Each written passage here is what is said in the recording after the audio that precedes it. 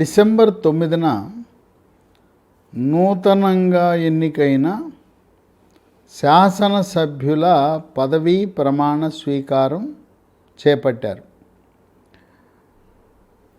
ఈ మూడవ సభలో 51 మంది కొత్తగా మొట్టమొదటిసారి శాసనసభ్యులుగా వివిధ పార్టీల నుంచి ఎన్నిక కావటం విశేషం. అంటే తొలిసారిగా శాసనసభ మెట్లెక్కిన వారు 51 మంది. 119 సభ్యులకు ప్రమాణ స్వీకారం చేయించాలనే సంకల్పంతో ప్రోటెం స్పీకర్గా అక్బరుద్దీన్ ఓవైసీని ప్రభుత్వము నియమించడం జరిగింది. ఇదే వివాదాస్పదమైంది. సాధారణంగా ప్రోటెం స్పీకర్గా మనకున్న ఆచార వ్యవహారాలు ఉమ్మడి ఆంధ్రప్రదేశ్లో కానీ భారతదేశంలో ఏ రాష్ట్రంలో అయినా కూడా 2 అంశాలను పరిగణలో తీసుకుంటారు.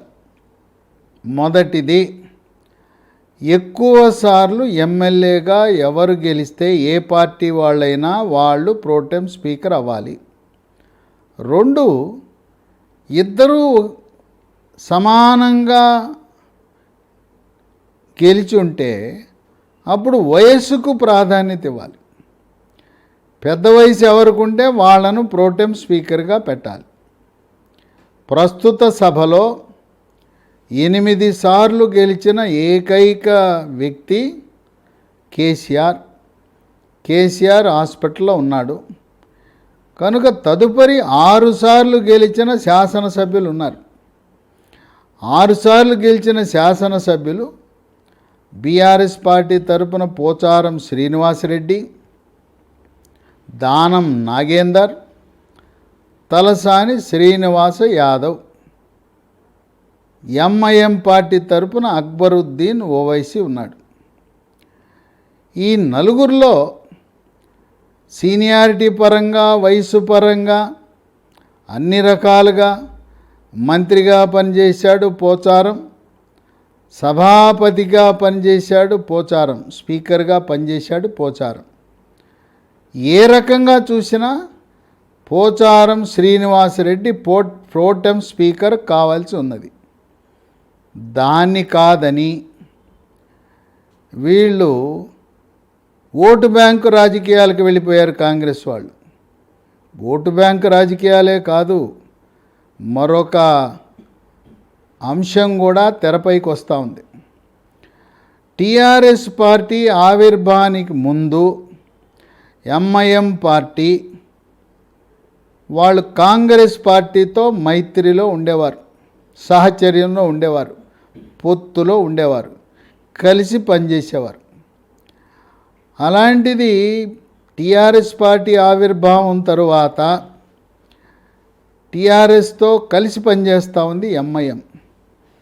ఇంకా ఆరోపణలు ఏ స్థాయికి వెళ్ళినాయి అంటే కేసీఆర్ సారు వారు కారులో వెనక సీట్లో పడుకుంటే స్టీరింగు అసదుద్దీన్ ఓవైసీ చేతిలో ఉన్నదనే ఆరోపణలు ఉన్నాయి. ప్రముఖంగా కమలనాథులు ఈ రకమైన ఆరోపణలు చేస్తున్నారు.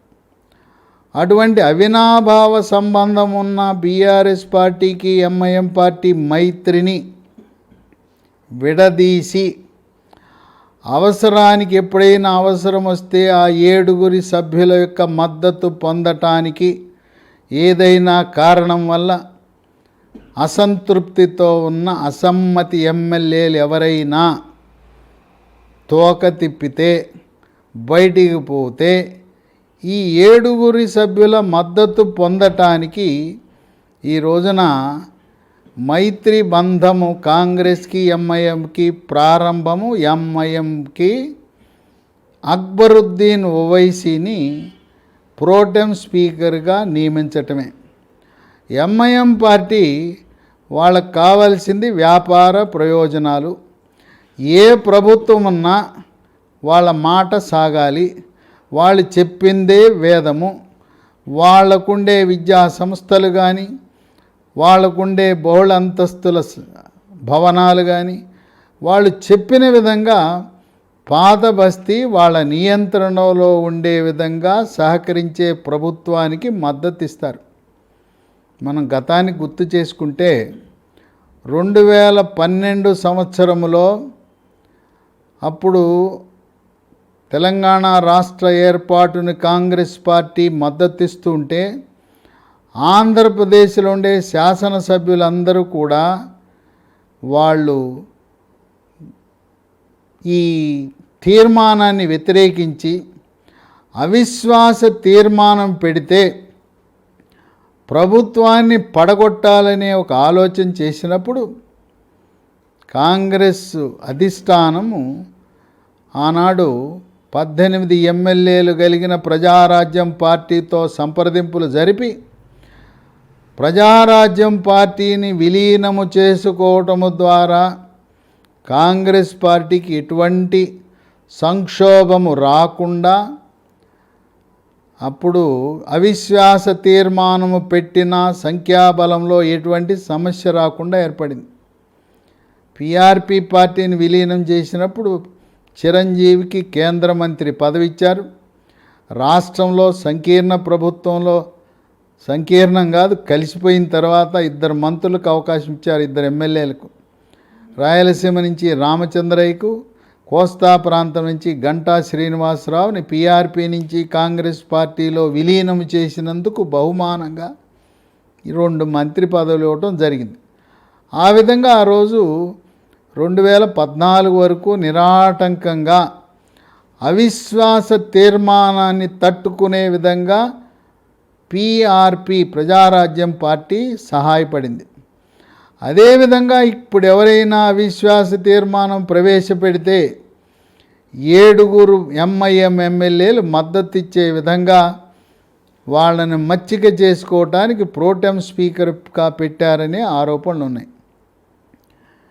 2018లో కూడా ఇదే తంతు జరిగింది. అప్పుడు కూడా సీనియర్లు అధిక సార్లు గెలిచిన వాళ్ళు ఉన్నా ఎంఐఎంతో సన్నిహితంగా మెలగాలనే సంకల్పంతో ఆ రోజున 2018లో కేసీఆర్ కూడా ప్రోటెం స్పీకర్గా ముంతాజ్ అహ్మద్ ఖాన్ని ప్రోటెం స్పీకర్గా నియమించి ప్రమాణ స్వీకారం చేయించారు. అప్పుడే రాజాసింగ్ 2018లో బీజేపీ పార్టీ తరఫున గెలిచిన ఏకైక ఎమ్మెల్యే. ఆయన ముంతాజ్ అహ్మద్ ఖాన్ ప్రమాణ స్వీకారం చేస్తే నేను రాను, ఆయన చేతితో నేను చేయించబడను అని చెప్పి ఆ రోజు గైరు హాజరవడం జరిగింది.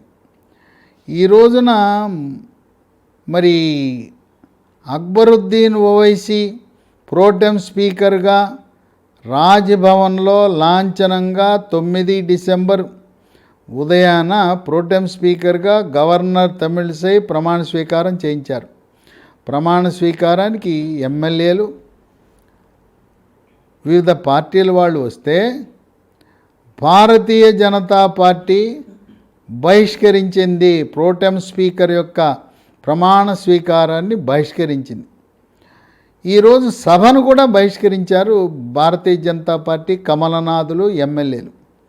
8 మంది బీజేపీ ఎమ్మెల్యేలు ఉదయాన్నే 8:30కే పాత బస్తీలో ఉండే భాగ్యలక్ష్మి దేవాలయానికి వెళ్ళి కిషన్ రెడ్డి రాష్ట్ర అధ్యక్షుడితో కలిసి పూజలు నిర్వహించి ఆ తరువాత అమరవీరుల స్తూపం అక్కడ నివాళులర్పించి రాష్ట్ర పార్టీ కార్యాలయంలో చర్చించుకుని అక్బరుద్దీన్ ఓవైసీ ఆయన చేత ప్రమాణ స్వీకారం చేయించుకోవటం ఇష్టం లేక బహిష్కరించారు.